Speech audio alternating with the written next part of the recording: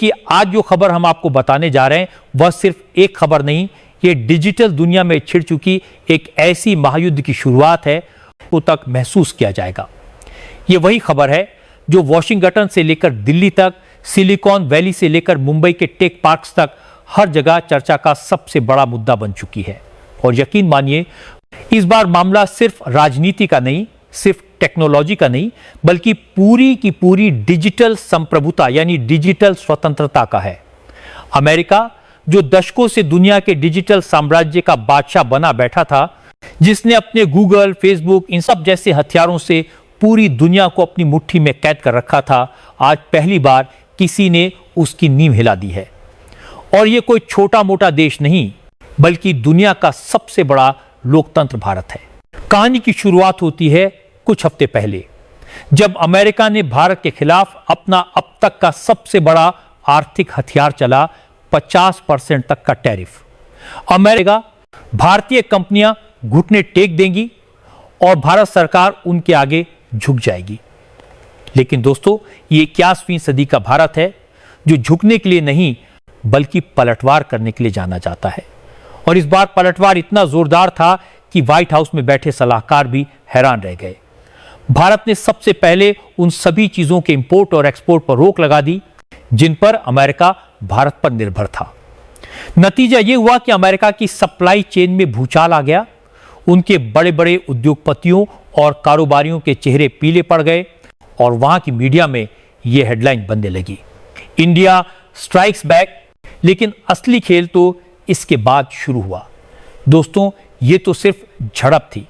असली युद्ध का ऐलान तो तब हुआ जब भारत ने डिजिटल मोर्चे पर हमला बोल दिया। आज से पहले तक आप और हम सुबह आंख खुलते ही सबसे पहले जिस चीज का इस्तेमाल करते थे वो था गूगल, फेसबुक, इंस्टाग्राम, व्हाट्सएप या ट्विटर। हमारे बच्चों के होमवर्क से लेकर हमारे बिजनेस प्रोजेक्ट तक, हमारी हर छोटी बड़ी जरूरत के लिए हम इन्हीं अमेरिकी प्लेटफॉर्म्स पर निर्भर थे। और यही निर्भरता अमेरिका का सबसे बड़ा हथियार थी। हमारा हर सर्च, हर मैसेज, हर तस्वीर, हर वीडियो, सब कुछ अमेरिका के सर्वर्स पर जाता था।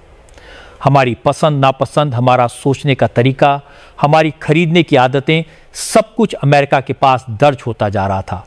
भारत की 99% आबादी इन अमेरिकी डिजिटल सेवाओं का इस्तेमाल कर रही थी और इसके बदले अमेरिका अरबों खरबों डॉलर कमा रहा था। लेकिन अब भारत ने ठान लिया है अब और नहीं। और इसी संकल्प का नतीजा है कॉमेट। जी हां दोस्तों, भारत ने अपना खुद का स्वदेशी गूगल लॉन्च कर दिया है और इसका नाम है कॉमेट। यह सिर्फ एक सर्च इंजन नहीं बल्कि भारत का डिजिटल ब्रह्मास्त्र है। कॉमेट की ताकत का अंदाजा आप इस बात से लगा सकते हैं कि लॉन्च के पहले ही 24 घंटों में इसे दुनिया के 100 देशों में डाउनलोड किया गया और यह डाउनलोड रिकॉर्ड तोड़ गया। जैसे ही इसकी खबर फैली, सिलिकॉन वैली में आपात बैठकें होने लगीं, अमेरिकी टेक कंपनियों के शेयर गिरने लगे और अमेरिका के टेक जर्नलिस्ट ने खुलकर कहना शुरू कर दिया कि गूगल की बादशाहत खतरे में है।